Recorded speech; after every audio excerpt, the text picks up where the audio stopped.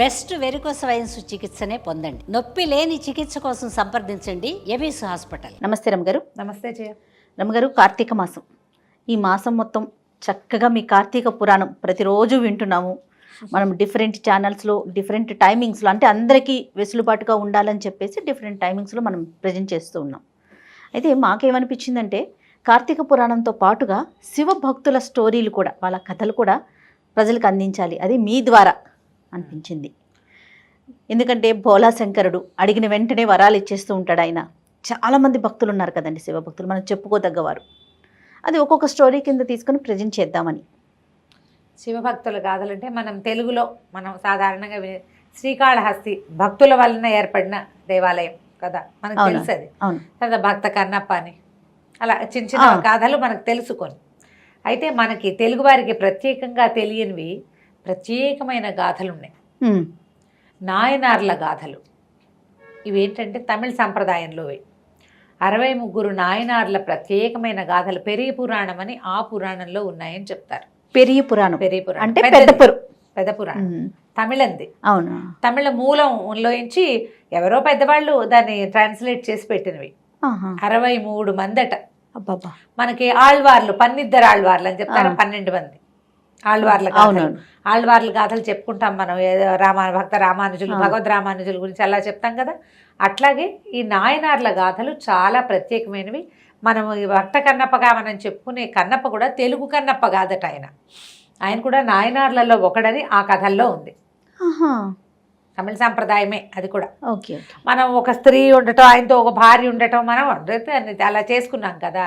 తర్వాత ఏమో చిదంబరానికి సంబంధించిన నందుని చరితము వినుమ అని ఒక పాట వింటుంటాం ఘంటసాల గారిది. ఆ నందనార్ కూడా అక్కడ వాడే, చోళ రాజ్యంలో వాడే.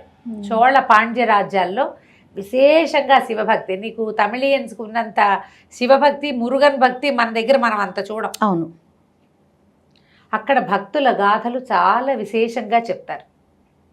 తేవారం స్వామిని కీర్తించేవాడి కీర్తనలకి ప్రత్యేకమైన పేర్లు. ఆళ్వార్లు మనం ఎట్లా ఇవి చెప్పుకుంటాం కదా, తిరుప్పావే ఎట్లా చెప్తాం, రోజుకొక పాసురం లాగా తేవారం అంటారు దాన్ని, పూజించేటువంటి కీర్తనని. ఈ నాయనార్ల కథలు భలే ఇంట్రెస్టింగ్గా ఉంటాయి జయ. మహాభక్తి పరులుగా. ఓకే, మన కథల్లో శివుడు పరీక్షించేవాడుగా అక్కడక్కడనే కనిపిస్తాడు. మనం కూడా చెప్పుకుంటాం శివుడు పరీక్షించాడు అని. మన దగ్గర బాగా పరీక్షించేవాడు కృష్ణుడు. భక్తులని విష్ణువు బాగా పరీక్షిస్తాడు. వాడు పూర్తిగా శరణాగతికి చేరితే కానీ వాడిని కరుణించడని మన భాగవత కథల ద్వారా మనకు తెలుస్తూ ఉంటుంది. నువ్వు తప్పిస్తే ఇంకెవ్వరు లేరు అంటే తప్ప కరుణించడు హరి. కానీ శివుడు అట్లా కాదు. భోళా శంకరుడు ప్రార్థనా మాత్రంతో కరుణిస్తాడు. శివుడు ప్రశ్నించి, శివుడు తరిచి తరిచి వీళ్ళ భక్తిని పదే పదే చెక్ చేసినట్టుగా కనపడతాయి నాయనార్ల గాథల్లో. పరీక్షించాడు పరమేశ్వరుడు, పరీక్ష పెట్టాడు, భక్తిని పరీక్షించాడు అని చెప్పబడిన గాథలు బాగా కనపడతాయి. తర్వాత ఈ భక్తుల్లో కూడా పరమేశ్వరునికి ఒక్కొక్క రకమైన సేవ చేసేవాళ్ళు, ఒక్కొక్కళ్ళు ఒక్కో రకం సేవ. ప్రతివాడు అభిషేకము, శివారాధన, పువ్వులు పెట్టడాలు, ప్రసాదం పెట్టడాలే కాదు, ఒక్కోళ్ళు ఒక్కో రకం. చాలా చిత్రంగా ఉంటాయి, మంచి మంచి కథలు ఉన్నాయి. వీళ్ళు వెంబడి ఒక కథ చెప్పుకుందాము. ఈ నాయనార్ల గాథల్లో నుంచి ఎరిపాత నాయనార్ అనే ఆయన గురించి చెప్పుకుందాం. ఇవేంటంటే పేర్లు కొంచెం తమిళ పేర్లు స్లాంగ్ తెలుస్తుంది, స్లాంగ్ మనకు తెలుస్తుంది. ఒకవేళ నేను ఏదైనా అక్షర దోషాలు ఉంటే తమిళ్ తెలిసిన వాళ్ళు నన్ను మన్నించండి, ఎందుకంటే తెలుగులో ట్రాన్స్లేట్ అయినప్పుడు ఆ పుస్తకంలో ఏ పేరు దొరికితే మనం అదే పేరు చెప్పగలుగుతాం. అందులో వాళ్ళు పలికే విధానం వేరుంటుంది రమ్మగారు, మనం మాట్లాడే విధానం వేరుంటుంది తెలుగులో కూడా. మనం కనిమొళి అని రాస్తాం, కనిమొళి అని చదువుతారు, రీ చదువుతారు వాళ్ళు. వేరే అక్షరం తేడాగా ఉంటుంది కదా, రీకి తేడా ఉంది. సేమ్ డిట్టో అదే అక్షరం కాకపోయినా క్షమించాలి నన్ను మాత్రం. ఈ ఎరిపాత నాయనార్ కథ చాలా చిత్రంగా ఉంటుంది. ఈయన ఎక్కడ చోళరాజ్యంలో కరుపూరు అనే ప్రాంతానికి చెందినవాడు. అక్కడ అంబరావతి అని ఒక బ్రహ్మాండమైన నది ప్రవహించేదట. అక్కడున్న పరమేశ్వరాలయం పశుపతినాథుడు. ఈ పశుపతినాథుడు మనకి ఎక్కడ కనపడతారు? నేపాల్లో ఉన్నాడు. పశుపతినాథ మందిరం నేపాల్లోనే కదా ఉంటుంది. అయితే ఇక్కడ పశుపతినాథీశ్వరుడు పేరుతోటే ఒక ప్రత్యేకమైన శివాలయం ఉందట. ఆ పశుపతినాథుడిని బాగా సేవించేవారు ఈ ఎరిపాతర్ అంటారు, ఎరిపాత నాయనార్. అయితే ఆయన భక్తి ఎలాంటిదంటే ఆయన ఒక గొడ్డలి ధరించి తిరిగేవాడట. శివభక్తులకి ఏ ఆపద రాకుండా చూడడం ఆయన యొక్క భక్తి. బాగుంది. ఒట్టి శివసేవే కాకుండా భక్తులకు కూడా ఏమీ ఉండకూడదు, రాకూడదు, ఏ ప్రాబ్లం రాకూడదు. శివభక్తులకి ఏదైనా ఇబ్బంది అయితే ఈయన పరిగెత్తుకుంటూ అక్కడికి వెళ్ళేవాడు. గొడ్డలితోటైనా వాళ్ళకు వచ్చిన కష్టాన్ని నివారించే లాంటి ప్రగాఢమైన శివభక్తి పరుడు. సూపర్. భక్తిలో ఒక్కొక్కళ్ళది ఒక్కొక్క లెవెల్ ఉంటుంది. ఈయన ఏంటంటే హింసకి పాల్పడైనా సరే ఒక శివభక్తుడిని రక్షించాలి, ఇలా ఉండేది. ఈయన గొడ్డలి ధరించి తిరిగేవాడు. ఎవరికి ఏ సహాయం కావాలంటే ఆ సహాయం చేసేవాడు. ఈయన ఉన్న కాలంలోనే ఒక మన శివగామి అండాళ్ళని ఒక ఆయన ఉండేవారట. శివగామి ఆయన పేరు. ఈయన ఏంటంటే మహాభక్తుడు.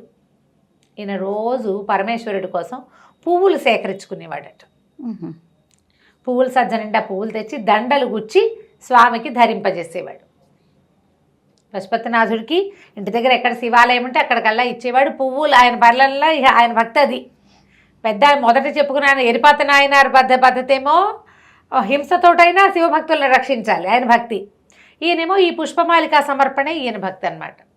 పువ్వుల కోసం ఇక నిత్య అర్చన అది పూర్తి చేసుకుని ఇంట్లో ఆయన జీవితానికి కావాల్సిన పని ఏదో చేసుకున్నాక ఇక వేరే వ్యవహారాలు జోలికి వెళ్ళేవాడు కాదు. పువ్వులు సేకరించి ఉదయం కాలంలో ఒకసారి సేవాకాలం పువ్వులు అందించేవాడు, మళ్ళీ సాయంకాలానికి పువ్వుల దండలు పువ్వులు ఏరుకు రావటం, వాటిని గుచ్చటం, స్వామికి సమర్పించటం, ఇలా ఆయన వెళ్తూ ఉన్నాడు. అయితే ఏంటంటే ఆ దేశానికి ఆ ప్రాంతానికి కరుపూరుకు చెందిన రాజుగారి ఏనుగును ఒకదాన్ని ఒకరోజు స్నానానికి తీసుకొచ్చారట. నదులకు తెస్తారు కదా, నీళ్లలో దింపి చాలాసేపు ఉంచుతారు. ఈ పెంపుడు ఏనుగులకి ఏంటంటే వాటంతటి స్వేచ్ఛాగమనం ఉండదు, కట్టేసి ఉంచుతారు వాటి. అవును. ఎప్పుడైనా ఒకరోజు లేదా వారానికి ఒకరోజు అని నియమంగా ఓ 3-4 మావటి వాళ్ళు కలిసి ఆ ఏనుగుని నీళ్లలోకి తీసుకొస్తారు. అది చాలాసేపు దానికి తిక్క తీరేదాకా నీళ్లలో ఉంటుంది. ఉండి దాన్ని తీసుకెళ్తారు, వెళ్ళిపోతుంది. అది లేచి బయటకు వచ్చేదాకా అక్కడ ఆగుతారనమాట. అయితే ఒక 2 మావటి వాళ్ళు దాని మీద ఎక్కారు, 3 మావటి వాళ్ళు దాని పక్కన తీసుకెళ్తారు. ఎటు వస్తుందో అని 5 ఉంటారనమాట, ఒకడే రాకుండా. అప్పుడప్పుడు తెచ్చే ఏనుగు. ఈ వస్తున్న ఏనుగు ఏమైంది, ఏనుగు దారిని ఏనుగు వస్తుంది. ఈ మన శివగాని ఆండవన్ గురించి చెప్పుకున్నాం కదా, ఆయన పువ్వుల కోసం బయలుదేరాడు. పువ్వులు సజ్జపుచ్చుకుని బయలుదేరాడు. ఈ బయలుదేరేసరికల్లా సరిగ్గా నదికి వెళ్ళి నది దగ్గర తారసపడ్డారు శివగామి గారును ఏనుగును. అప్పటిదాకా నడుస్తూ బాగానే ఉన్న ఈ ఏనుగుకి ఉండి ఏం తెక్కొచ్చిందో ఆ పైనున్న మావటి వాళ్ళు కంట్రోల్ చేసినా కిందున్న వాళ్ళు అదిలించినా వినకుండా కొంత దూరంలో ఉండగానే పరిగెత్తుకుంటూ ఒక రకంగా మదం ఎక్కినట్టు ప్రవర్తించి పరిగెత్తుకుంటూ వచ్చేసి ముందు ఈయన చేతిలో ఉన్న పువ్వుల సజ్జ చిన్నది కాదు, అది బాగా పెద్ద బుట్ట. ఆయన బోళ్ళు పువ్వులు ఏరుతాడు కదా, ఆ బుట్టలాగి విసిరేసింది. బుట్ట పక్కన పడింది, పువ్వులన్నీ ఎగిరి రేవంతా పడ్డాయి. అక్కడి నుంచి ఆయన్ని విసిరేసింది. ఆయన పరమేశ్వర నరుస్తూ పడిపోయాడు. ఇంకో పక్క నుంచి వస్తున్న ఈ ఎరిపాత నాయనారు దాన్ని చూసేసరికల్లా ఈయనకి అర్థమైంది ఏదో జరుగుతుందని. ఆయన పరమేశ్వర అనగానే తన్నే పిలుస్తున్నట్టుంది. పరిగెత్తుకుంటూ వెళ్తే రేవంతా పువ్వులు సజ్జ నిండా ఉన్నాయి, పువ్వులన్నీ రేవు నిండా పడిపోయి ఉన్నాయి. ఏనుగు పరిగెడుతోంది, ఒక 4-5 మనుషులు దాని వెనకాల పరిగెడుతున్నారు. మరి ఈయనేమో ఇట్లా కుప్పకూలిపోయి ఇట్లా పడిపోయినాడు. ఇంకేముంది, పరమశివుడు పడిపోయాడు.